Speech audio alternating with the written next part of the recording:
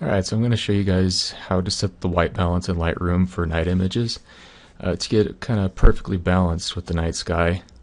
So what I've done is I've created these two presets for white balance, just dark sky and moonlit, and those are just based on what your sky looks like, and it'll get you generally close, but you're still going to need to tweak it. And I haven't found a good setting that works for any condition. It varies based on the amount of light pollution and if there's clouds in the sky, all sorts of different factors that you can't figure out for everything.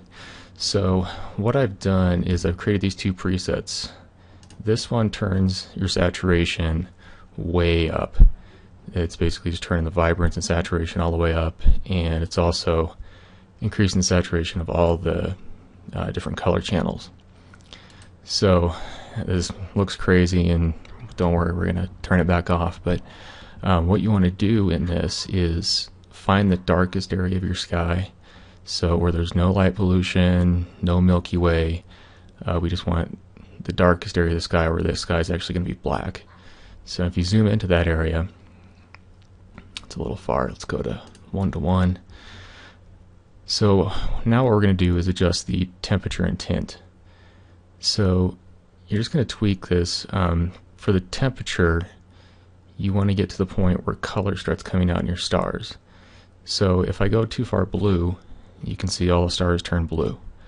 And if I go too far on the warm side, everything starts to turn yellow.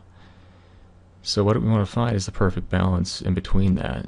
And you can see right in here, my stars start to have a lot of color to them. Like if you pay attention to like this red star and these orange ones here, that's the actual color of the stars. So that's what we want to see. And then for the tint, if we go too far green, it's going to turn everything green. If we go too far magenta, it's going to go full on magenta. So again, what we want to do is find a balance between those.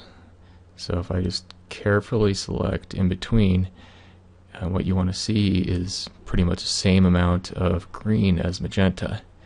And then you also want to see a little bit of blue mixed in there.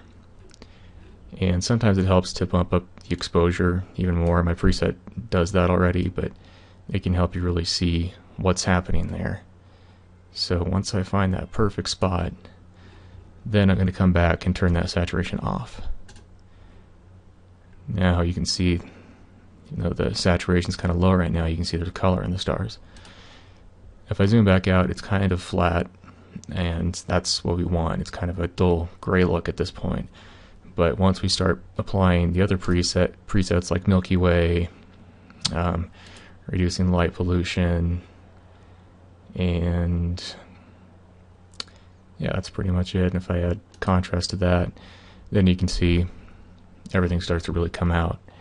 And if I zoom back in here, you can see the color in the stars.